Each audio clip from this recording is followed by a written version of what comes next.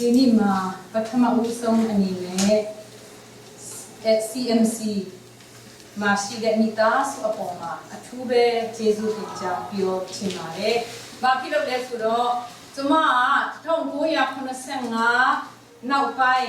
85အထိလောက်ပေါ့နော်။ကျမတိတိမြို့မှာနေတဲ့အခါမှာဟာခါစီယာဒီဖလမ်စီယာဒီမြောက်များဆိုတာတိတိမြို့မှာခုစိတ်ဒီခဏလုပ်တယ်။ဟာခါဖလမ်စကားဒီကျမအနေနဲ့အရန်ရင်းနှီးတယ်။ဒါပေမဲ့ကျမအနေနဲ့ပြန်ပြောခုကြတော့မပြောတတ်တဲ့အတွက်ကြောင့်ပေါ့နော်အားလုံးကိုတောင်းပန်ချင်တယ်။ဘာဖြစ်လို့လဲဆိုတော့ဒီနေ့ကျမကတော်လို့တက်လို့လည်းမဟုတ်ဘူးဒါပေမဲ့ဒီမှာရှိနေတဲ့အတင်းသူအတင်းသားအားလုံးပေါ့နော်ပေါ်လူကရေးထားတဲ့ရောမစာအထဲမှာပြောလဲဆိုတော့တင်းတို့ချစ်ချင်းအရာမှာပကတိပေါက်ဖော်ခဲ့တော့စုံမကြလို့ဆိုတဲ့အရာကိုတွေ့ရတယ်။ကျမတို့အသက်တာမှာဆိုရင်ဒီနေ့ဆိုကျမအနေနဲ့ဒီမှာခွန်အားယူဖို့တင်တော်တဲ့လူဖြစ်ပေမဲ့ကျမကိုဒေသနာအနေနဲ့ခွန်အားပေးဖို့အတွက်ဒီမှာအချိန်ပေးတဲ့အတွက်ကြောင့်အတင်းဥပစတာကစ CMC အားလုံးအပေါ်မှာအထူးကျေးဇူးတင်ပါတယ်ဆိုတဲ့အကြောင်းကိုပြောချင်ပါတယ်ကျမတို့ကအခုဒီမှာရှိတဲ့ CMC လို့ပေါ့နော်ရန်ကုန်မြို့မှာအမျိုးသမီးတွေဦးဆောင်ပြီးတော့နယ်မီလေးခွဲချတယ်အမှတ်1 2 3 4ဆိုပြီးတော့ခွဲတယ်တနင်္လာနေ့မှာဆူတောင်းတယ်ဗုဒ္ဓဟူးနေ့မှာဆူတောင်းတယ်တောက်ချန်နေ့မှာဆူတောင်းတယ်အဲ့လိုမျိုးပဲဆူတောင်းတဲ့အခါမှာဆူတောင်းတက်မဟုတ်ဘဲနဲ့ဘယ်လိုလုပ်လဲဆိုတော့ Bible study အတွက်ဆိုပြီးတော့ဆူတောင်းနေတဲ့ကျမ်းပိုက်ကိုဖျားစီမှာတောင်းတယ်ဖျားပေးတဲ့ကျမ်းပိုက်အားဖြင့်အဲ့ဒီဆူတောင်းတဲ့ဒီမှာတရားနဲ့တယောက်တစ်ပတ်လုံးကိုလေ့လာရမယ်အဲ့ဒီနေ့ရောက်တဲ့အခါမှာ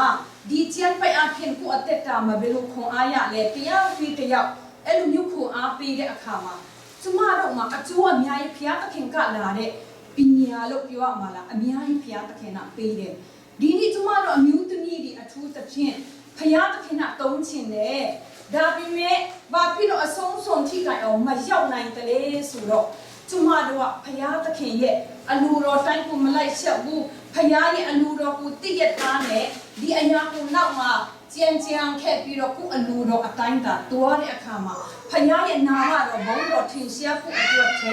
အမျိုးမျိုးအဆက်ပွဲစရာတွေကျမတို့ကတွေ့တယ်အဲ့ဒါကြောင့်ဩဂတ်စ်လ10ရက်နေ့မှာကျမတို့ကလိလာကျမ်းအနေနဲ့ရွေးချယ်ခဲ့တဲ့ကျမ်းပိုက်ပေါ့နော်တုတ်တန်ကျမ်းအခန်းကြီး31ကျမတို့ကလိလာတဲ့ကျမ်းပိုက်ကိုဒီနေ့ကျမတို့ခွန်အားယူတဲ့အရာအပြင်အတိတ်တန်ဒီမှာရှိနေတဲ့မိကုမောင်နှမအများကိုခွန်အားပေးခြင်းတလို့အထူးသဖြင့်အမျိုးသမီးများအတွက်ကျမဒီနေ့ခွန်အားပေးခြင်းပါတယ်ဆိုတဲ့အရာကိုပြောချင်တယ်ဒီနေ့ကျမရွေးချယ်ထားတဲ့ကျမ်းပိုက်ကတော့တုတ်တန်ကျမ်းအခန်းကြီး31အပိုက်နဲ့30ကိုကြည့်တဲ့အခါမှာတီလာနဲ့ပြည့်စုံသောမိန်းမကိုအဘယ်သူတွေ့နိုင်သနည်းပထမပိုင်းမှာတွေ့ရတယ်ပြီးလို့ရှိရင်တုတ်တန်ကျမ်းအခန်းကြီး30အပိုက်နဲ့30ခခွဲမှာတွေ့ပြန်လဲဆိုတော့ထာဝရဘုရားကိုကြောက်ရွံ့သောမိန်းမမူကားချီးမွမ်းခြင်းကိုခံရလိမ့်မယ်ကျမ်းပိုက်အပေါ်မှာဘုရားသခင်အဖြစ်ခံကောင်းကြီးချပေးပါစေကျမတို့အသက်တာမှာလူတယောက်အနေနဲ့မိန်းမဒီအထူးသဖြင့်တဏှာသွားဖို့အရေးကိုအမျိုးမျိုးဟိုကယူပြီးတော့အမျိုးမျိုးအလှဆင်းတယ်အလှဆင်းပြီးမှပဲသွားမယ့်နေရာကိုဖျားကြောင်းလာမဟုတ်ရင်တဏှာရကျမတို့ကသွားတယ်အမျိုးသမီးတွေကခန္ဓာကိုယ်ပိုင်းဆိုင်ရာမှာကျမတို့အလှကောင်းပြင်ဆင်ထားတယ်လို့နှလုံးသားထဲမှာလေအတွင်းပိုင်းမှာလေ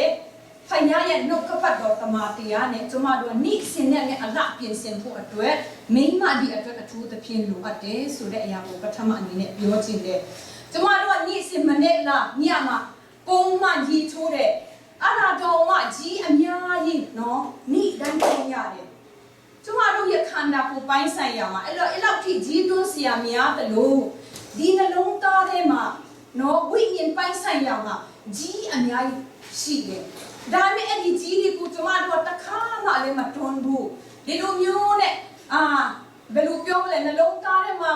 ညစ်ပတ်နေတဲ့အရာဖျားမကြိုက်တဲ့အရာပြီးတော့ကျမတို့ရဲ့ရှိရင်ရှောက်လာရတဲ့အရာကိုတားဆီးနိုင်တဲ့ဝိညာဉ်ပိုင်းမှာအငြိအကြီးရှိတဲ့အရာတွေကိုကျမတို့က โดนผู้นีตา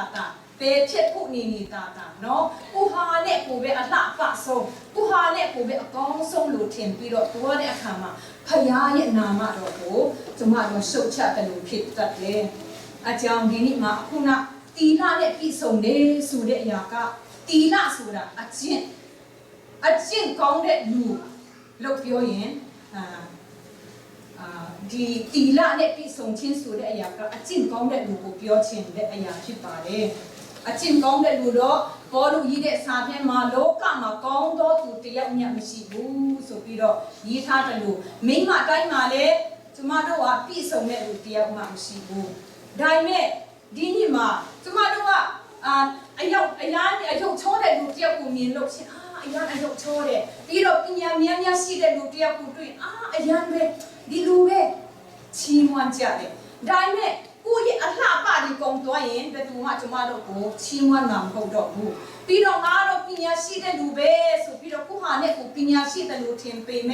กูเท็ดอะไรยี่สิจังมาตัวพี่เนี่ยเท็ดลาเรียกขามากูเท็ดโดเด็ลูดีเล็กเท็ดลามาเว้ไอ้ชิงเจนกูเป็นตัวมาชีมวันงามเขาดอกกูดาพี่เมเจ้าสาวเดมาบาตุยาเลสุโรท้าวราเพียกูเจ้าหนึ่งตัวไม่มาหมู่กาชีมวันไทยเลสุเรียกูตุยาเลสมาลงมาบ้ามันตันในแค่ปีเมดีนะลงตาอาเพียนพิยาตะเข่งกูเชียยินพิยาตะเข่งกูเจ้ายุ่นเดสุยินสมาลงอัตเตตามาชีมวันไทยเลไม่มาพิยาเลเมตีเนี่ยอาทิตย์ดองมาตียินดองมาดีนาเมียกะลงว่ามันเปียกบูสุเรียเนี่ยจุมาเจียนซาเดมาปาเดอนิวตมีรอมหกปีเมจุมาอายันตัวเยอาเจ้าดิซาดิพัดเดะขามาจุมาบ่าวของอายะตะเลสุโรตะท่องกูยาเช่าเสกูคนเนี่ยกะผิดเปียกแค่เดอินเดียตมระอินทรากันดีอาเจ้าเนี่ย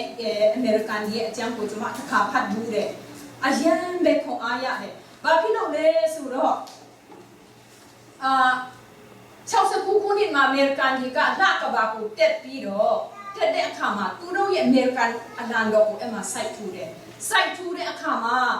อเมริกันเดียเลยอินดิรากันดีอินเดียกับตมนาสิมาเก่งาดอกลักบาปมาอันนั้นดอกไซทูนี่บีดีลักบาหางาดอกไปเนี่ยอยากพิดเด็กตัวเจ้าละเลยเนี่ยมากองอเลนปีเนี่ยอยากพิดดอกเจ้านี่ดูว่าดีละเนี่ยคนโกงาดอกสิมาสาวอย่างเองสุดที่ดอกเปียวไล่เด็กขามาจะมาอายันตะโมเจเดตูเล่บลินมาเบฮาดีรูมิวดีฮานีเนี่ยพันสินท่าเดอายาเลมาฮกเบเนบาลกงาดกสิมาดีรูมิวลกตะเลสูเดอายาโกตุอันนี้เนี่ยเปียวไปคนเลสิเดแต่มาถ้าอันนี้เนี่ยก้องงงตุรกุเลเปียวไปคนสิดองเนียเลเอ็นรากันดีสกากะเบลูเปียวเลสูโรอายาเนิงเชะโดสกาอะคุณตีลาเนี่ยปีส่งโดเมมาเทมานะเซเชาดกบาลกมาจีเรียขามาตีลาเนี่ยพี่ส่งดอกไม่มากาเลยสกาเปียวเลยขามาปิญญา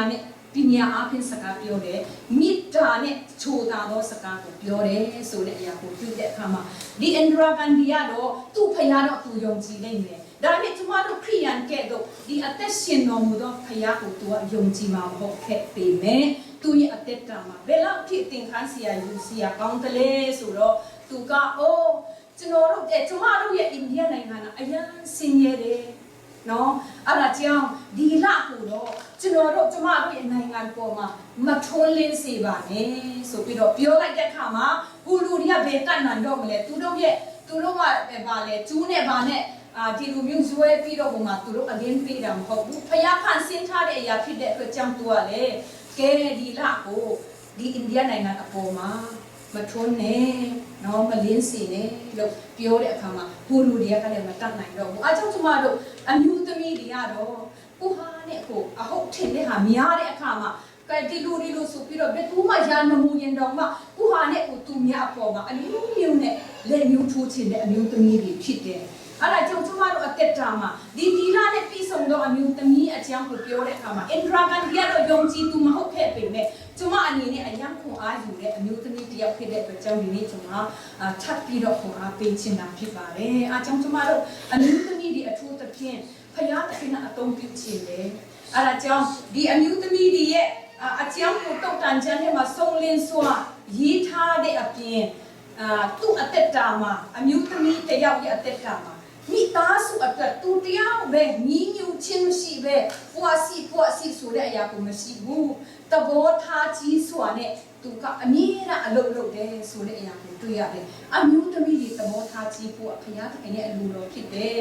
သူ့မှာမိသားစုအတွက်အမြဲတမ်းလုပ်တယ်စားစရာဟိုအတွက်ဒီအတွက်အမြဲတမ်းလုပ်တယ်ဒါပေမဲ့မိသားစုအပေါ်မှာအပြစ်တင်ခြင်းတစ်ခါမှမပြုလုပ်ခဲ့ဘူးဆိုတဲ့အရာကိုတွေ့ရတယ်အရန်ပဲဒီတုတ်တန်ချမ်းကိုကြည့်တဲ့အခါမှာကျမတို့အသက်တာနဲ့ပြောင်းပြန်ကြီးဖြစ်တဲ့အခါမှာရှက်တစ်ခါကျမတို့ကစဉ်းစားတဲ့အခါမှာတကယ်ဖျားရှိမှလူရှိမှလေကိုဟာနဲ့ကိုစိတ်မကောင်းတဲ့အချိန်အများကြီးရှိတယ်။ဒါကြောင့်ကျမတို့ကကျန်းစာမာလာတဲ့အရာကတော့ဒီပညာရှိအမျိုးမျိုးပေါ့နော်ကျန်းစာဆက်ပြီးတော့တက်တဲ့လူကတော့ theology မှာဒီလိုရှိတော့ဒါမဲ့ကျမတို့အနေနဲ့ကျမအနေနဲ့တော့ဒါဒီကျန်းစာပိုင်းမှာလည်းပညာမရှိတဲ့အတွက်ကြောင့်ဒါအတိတ်တရားအတိတ်ဒီလိုဆိုတဲ့ဟာကျမမှာဘာမှကျမနားမလည်ဘူးဒါပေမဲ့ကျန်းစာထဲမှာပြောတဲ့အတွက်ကြောင့်ဒီကျန်းစာအတိုင်းကျမတို့လိုက်ရှောက်နိုင်ဖို့အတွက်ဘုရားခင်အလိုဖြစ်တယ်ဆိုတဲ့အကူနဲ့ထပ်ပြီးပြောခြင်းတယ်အကြောင်းဒီတီလာနဲ့ပြည်စုံတော့မိမဆိုတဲ့အထဲမှာသဘောထားကြီးချင်းပြင်းလည်းမပြင်းဘူးနော်ကျမတို့အမျိုးသမီးတွေညမနဲ့လည်းမထနိုင်ဘူးဘာမှမလုပ်ချင်ဘူးဒီရှိမှာစားဖို့တောက်တော့လာချတဲ့အခါမှာတော့မစားချင်တဲ့အမျိုးသမီးတွေလည်းတော်တော်များများတွေ့ရတယ်ဒီဟာမျိုးနဲ့ကျန်းစာထဲမှာမကြိုက်တဲ့အရာတွေဖြစ်တယ်ပြင်းကြီးချင်းမရှိဘူးသဘောထားကြီးတယ်ချစ်ချင်းမေတ္တာရှိတယ်ချူတာသောစကားပြောတယ်ပညာရှိဆိုတာဖြင့်သူများအပေါ်မှာသူဆက်ဆံတယ်စင်ရသားဒီဒုက္ခရောက်တဲ့သူဒီအပေါ်မှာလက်ကိုအစင်အမြဲတော့လက်ဖြတ်တယ်လက်ဆန့်တယ်ဆိုတဲ့အရာကိုဒီတုတ်တန်ကြတဲ့မှာကျမတို့ကတွေ့ရတယ်အခုနအင်ဒရာဂန်ဒီပြောထားတဲ့ကဲ့သို့ဒီကျမတို့မြန်မာနိုင်ငံမှာ1944-45အဲ့လောက်ဗာလေစစ်ဖြစ်နေတဲ့အချိန်မှာအောင်ဆန်းစုကြည်ရဲ့အမေဒေါ်ခင်ကြီးသူကတော့ယုံကြည်သူတယောက်ဖြစ်တယ်ပြည်သူစီယုံမှာသူနာစမတယောက်အနေနဲ့အဲ့ဒီအချိန်မှာနော်မြန်မာစစ်သားတွေနော်ပြီးတော့တခြားစစ်သားတွေရောအများကြီးဒုက္ခရောက်ပြီးတော့သွေးတွေနဲ့ဗာနဲ့ပေါ့နော်အမျိုးဒါရရတဲ့လူမြောက်များစွာရှိတယ်ဒါပေမဲ့အဲ့ဒီအချိန်မှာ तू ကကျမအနေနဲ့ဒီလိုကိုစားရင်တော့အသက်ရှင်နိုင်တယ်ဆိုတဲ့အရာတွေကိုပဲဒီရန်ကုန်ပြည်သူစီယုံမှာထားပြီးတော့တခြားလူတွေကိုပဲသူစီမအကူအညီမတောင်းဘဲနဲ့သူ့အိတ်ကတ်ဆိုင်ပြီးတော့အိန္ဒိယကလကတ္တာမှာဒီလောက်ထိလူတယောက်ရဲ့အသက်တာကိုကယ်တင်နိုင်ဖို့အတွက်ပို့ပြီးတော့များစွာသောစစ်သားတွေကကျန်းမာနဲ့မြန်မာပြည်ကိုပြန်လာနိုင်ရတယ်ဆိုတဲ့အရာကိုတွေ့ရတယ်ဒီအချိန်မှာမြန်မာနိုင်ငံအစိုးရငွေလဲသူအသုံးတာမဟုတ်ဘူးဒါပေမဲ့သူအသက်တာမှာဖယားကိုကြောက်ရွံ့တဲ့အသက်တာရှိတဲ့အတွက်ကြောင့်ဒေါ်ခင်ကြီးအနေနဲ့ဒီလူမျိုးအပေါ်မှာသူ့ရဲ့နိုင်ငံထဲမှာရှိတဲ့လူမျိုးတွေအပေါ်မှာချစ်တဲ့အတွက်ကြောင့်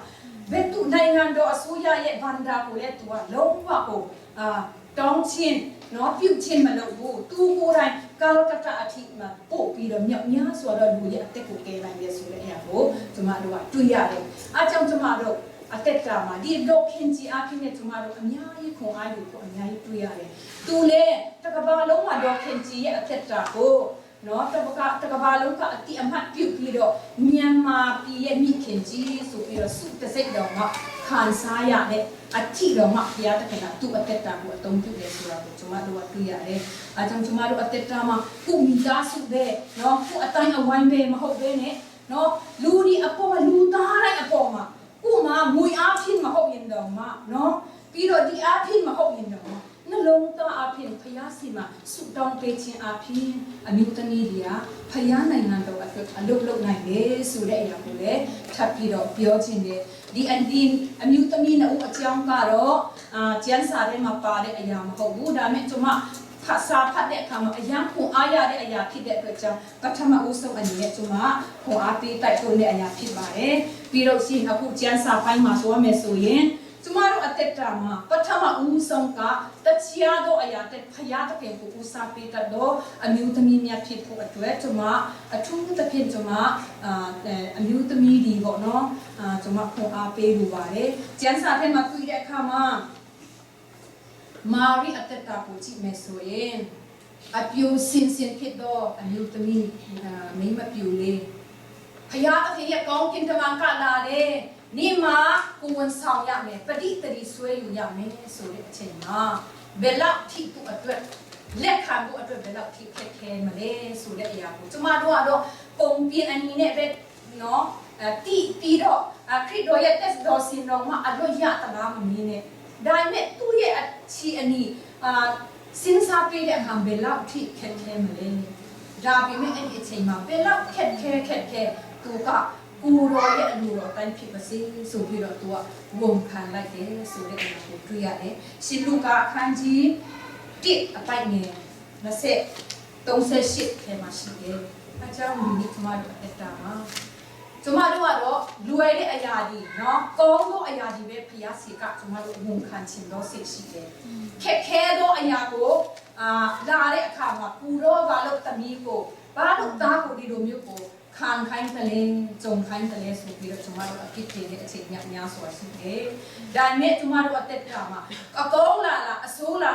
မာရိကဲတို့ဖျားအလူတော်ကိုဝန်ခံတော့သူမြတ်ဖြစ်ဖို့အတွက်အရောက်စီတိုင်းကိုပြန်တဲ့ကောင်းချီးချပေးပါစေပြီးတော့ယောဖြစ်တဲ့မောရှိရဲ့အမေဖြစ်တဲ့မောရှိကနန်းတွင်ထဲမှာရောက်တဲ့အခါမှာသူ့အကြောင်းကိုတော့ရှေဝေးမပြောတော့ဘူးနန်းတွင်ထဲမှာသူကနှုတ်ဆုနေတဲ့အချိန်မှာသူ့အမေကသူ့ကလေးကိုထိန်းတာတပိုင်းပြီးတော့အခလည်းရသေးတယ်ဆိုတဲ့အရာကိုကျမ်းပိုက်ထဲမှာတွေ့ရတယ်ဘယ်နေရာမှာတွေ့နိုင်တယ်လဲဆိုတော့ထွတ်မြောက်ရာကျမ်းအခန်းကြီး2အပိုင်ငယ်9မှာရှိတယ်မောရှိကသူ့ကလေးကိုထိန်းရင်းနဲ့တမန်တရားနဲ့သူ့ကလေးကိုတွန်တင်ဆုံးမတဲ့အတွက်ကြောင့်မောရှိဒီတနည်းသောအချိန်ကြရင်ဤတိလလူမျိုးရဲ့ခေါင်းဆောင်ကြီးအဖြစ်ဖျားခင်ကချီးမြှောက်တယ်ချီးမြှောက်တဲ့အပြင်သူ့ရဲ့ကလေးထိန်ခကိုဖာရောဘုရင်ကြီးတမီးကအခကိုလည်းပေးသေးတယ်အဲ့ဒါကြောင့်ဒီနေ့အမျိုးသမီးများကိုသားသမီးဒီအပေါ်မှာညီးမမြူပဲနဲ့ကိုသားသမီးတွေကိုတမန်တရားနဲ့ပြုစုရအောင်ဒီအခကိုဖျားခင်ကတနည်းတစ်ချိန်ကြရင်ကိုသားသမီးတွေကနိုင်ငံခေါင်းဆောင်များလည်းဖြစ်နိုင်တယ်နော်စီယုံမှာဆရာဝန်ကြီးတွေလည်းဖြစ်နိုင်တယ်ဖယားသခင်မတတ်နိုင်တဲ့အရာမရှိဘူးအဲ့ဒါကြောင့်ကိုသားသမီးတွေကိုကောင်းချီးပေးပြီးတော့အနည်းနဲ့တမန်တရားနဲ့တုံတင်တော့အမျိုးသမီးများဖြစ်ဖို့အတွက်နောက်ထပ်ပြီးတော့ပုံအားပေးခြင်းနဲ့ပြီးလို့ရှိရင်အာဘေဂီလာအကြောင်းကိုထပ်ပြီးတော့ပြောခြင်းနဲ့ဒီအာဘေဂီလာဆိုတဲ့တယောက်ကကျမ်းစာထဲမှာအယုတ်အစင်းတဒန်လှတော့အာဘေဂီလာဆိုပြီးတော့ရေးထားတယ်ဘယ်လောက်ထိလှမလဲတော့မသိဘူးဒါပေမဲ့သူရဲ့အလှအကြောင်းကိုသူမပြဘူးဒါပေမဲ့ဘုရားသခင်ကိုချစ်တော်ဘုရားသခင်ကိုကြောက်ရွံ့တဲ့အမျိုးသမီးတယောက်ဖြစ်တယ်ဒါဝိနဲ့သူအပေါင်းပါများကကာရန်တိုရဲမှာရောက်တဲ့အခါမှာစာဝတ်နေရဲ့အတွက်လိုအပ်တဲ့အတွက်ကြောင့်ကာရမေရတောင်မှာတွားပြီးတော့နာဘလဆိုလက်တထေးကြီးတယောက်ရှိတယ်ဆိုတဲ့အကြောင်းကိုသူတို့သိတဲ့အခါမှာတွားပြီးတော့အကုန်ကြီးတွားတောင်းတယ်တွားတောင်းတဲ့အခါမှာအဲ့ဒီနာဘလကလောကကြီးရမှာစီးစိမ်ဥစ္စာကျွယ်ဝတော်လေနှလုံးသားထဲမှာတကယ်ဆင်းရဲတဲ့လူတယောက်ဖြစ်တယ်ဖယားကိုမတိတဲ့လူတယောက်ဖြစ်တယ်အဲ့ဒါကြောင့်သူကဘယ်သူကဒီကူမျိုးကိုတောင်းခိုင်းတယ်လေလို့မေးတဲ့အခါမှာဒါဝိဒ်ကတောင်းခိုင်းတယ်ဇေစီရဲ့သားဖြစ်တယ်ဆိုတဲ့အကြောင်းကိုပြောတဲ့အခါမှာငါဇေစီလည်းမသိဘူးဒါဝိဒ်လည်းမသိဘူးငါရဲ့ဥစ္စာပစ္စည်းတွေကိုတင်းတို့အတွက်ငါမပေးနိုင်ဘူးဆိုပြီးပြန်လွတ်လိုက်တဲ့အခါမှာဒါဝိဒ်ရဲ့နော်သူ့ရဲ့အပေါင်းပါမင်းကပြန်တဲ့ပြီးဒါဝိဒ်စီမှာအကြောင်းကြားတဲ့အခါမှာဒါဝိဒ်လည်းတော်ဒီထဲမှာသူကတော့ပွားတယ်သူအပေါင်းပါများနဲ့နာဗလာနဲ့သူ့ရဲ့မိသားစုအားလုံးကိုတပ်ဖြတ်ဖို့အတွဲသူတို့ကချီတက်လာပြီအဲ့ဒီအကြောင်းကိုဒီနာဗလာရဲ့ဂျွန်မလေးကအာဘေဂီလာကနာဗလာရဲ့မိန်းမဖြစ်တယ်ကတော့အယုတ်စင်တဒန်ချောပြီးတော့ဖျားသခင်ကိုကြောက်ရင်တော့မိန်းမဖြစ်တဲ့အတွက်ကြောင့်ဒီတည်င်းကိုကြားချင်းစားစရာနော်ပစ္စည်းမြောက်များဆိုလက်ဆောင်ပစ္စည်းတွေနဲ့အမြန်တွားပြီးတော့ဒါဝိယသူတို့စီမရောက်ခင်မှာပြောက်ဝတ်ပြီးတော့တောင်းပန်တယ်ဆိုတဲ့အရာကိုကျမတို့တွေ့ရတယ်ဒီအာဘေဂီလာကသူ့ယောက်ျားရဲ့အာနေမှုလို့ပြောရမလားအဲ့ဒါသူ့ရဲ့အာနေမှုကိုဒါဝိဒ်မင်းကြီးစီမှာသူတောင်းပန်လိုက်တဲ့အခါမှာဒါဝိဒ်ကတော့ငါလက်နဲ့လူတတ်တဲ့အရာတော့မှတင်ကောက်တော့ကဲတယ်ဆိုပြီးတော့ဂျေဇုတင်စကားပြောတဲ့အရာတော့မှကျမ်းစာထဲမှာရှိတယ်ဓမ္မရာဇဝင်ပထမဆုံး25ဖတ်လို့ရှိရင်အကုန်လုံးရှိတယ် အဲ့ဒါကျွန်မတို့အသက်တာမှာမိသားစုနော်အစဉ်ပြေရေးအတွက်နော်အမျိုးတို့ဒုက္ခထဲကနေနော်ကျွန်မတို့ကလွတ်မြောက်ဖို့အတွက်အမျိုးသမီးဒီမှာတာဝန်ရှိတယ်ဆိုတဲ့အရာကို